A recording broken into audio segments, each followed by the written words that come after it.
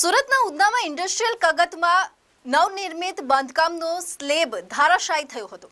આ ઇન્ડસ્ટ્રીયલ ખાતાનો સ્લેબ ધારાશાયી થતાં કામ કરી રહેલા 4 જેટલા કામદારો નીચે પટકાયા હતા, જેમાં ગંભીર ઈજાને પગલે એક કામદારનું મોત થયું હતું, જ્યારે અન્ય કામદારો સારવાર હેઠળ છે। જે બનાવ સંદર્ભે પોલીસે કોન્ટ્રાક્ટર માલિક વિરુદ્ધ અપરાધ મનુષ્યવધનો ગુનો નોંધી કોન્ટ્રાક્ટર નિલેશ પરમાર, કારખાના માલિક ભૂપેન્દ્ર ચેવલીની ધરપકડ કરી છે। સુરતના ઉધના વિસ્તારમાં આવેલા લક્ષ્મીનારાયણ ઇન્ડસ્ટ્રીઝમાં એક નવનિર્મિત બાંધકામ બંધાઈ રહ્યું હતું, જેમાં એક માળ તૈયાર થઈ ગયો હતો, જ્યારે બીજો માળ બંધાઈ રહ્યો હતો। તે દરમિયાન અચાનક જ સ્લેબ ધારાશાયી થઈ ગયો હતો।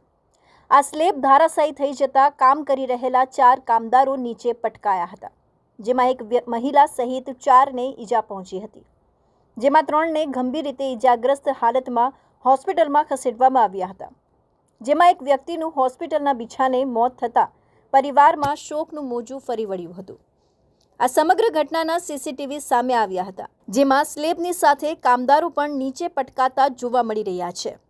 બનાવના પગલે પોલીસે કોન્ટ્રાક્ટર નિલેશ પરમાર, કારખાના માલિક ભૂપેન્દ્ર ચેવલીની વિરુદ્ધ મનુષ્યવધનો ગુનો નોંધી બંનેની ધરપકડ કરી આગળની કાર્યવાહી હાથ ધરી છે। કન્સ્ટ્રક્શનનું કામ ચાલતું હતું, ત્યાં સ્લેબ પડી જતા 4 મજૂરોને ઇન્જરી થઈ હતી, જેમાંથી એકને ફેટલ ઇન્જરી થતા એ મજૂરનું મૃત્યુ થયું હતું। જે અનુસંધાને ઉધના પોલીસ દ્વારા 304નો ગુનો નોંધવામાં આવેલો હતો। આ બનાવમાં તત્કાલ જ્યારે 2 લોકો ઇન્જર થયા હતા, એ લોકોને તત્કાલ હોસ્પિટલ પહોંચાડવામાં આવ્યા હતા, જ્યારે 2 લોકોને ત્યાં સ્થળ ઉપર જ બચાવી લેવામાં આવ્યા હતા, જેમાં ફાયર વિભાગની ટીમે આવીને એ બંનેને રેસ્ક્યુ કર્યા હતા। ઉપરાંત સ્થાનિક પોલીસ પણ તરત પહોંચી ગઈ હતી, મેડિકલ ટીમ પણ બોલાવી લેવામાં આવી હતી, અને જે લોકો ઇન્જર હતા એ લોકોને તત્કાલ પ્રાથમિક સારવાર પણ ત્યાં આપવામાં આવી હતી। આ બનાવ અનુસંધાને જે ગુનો દાખલ કરવામાં આવ્યો છે, એમાં આઈપીસી ધારા 304 વગેરે મુજબની કલમો ઉમેરી અને ગુનો દાખલ કરવામાં આવ્યો છે।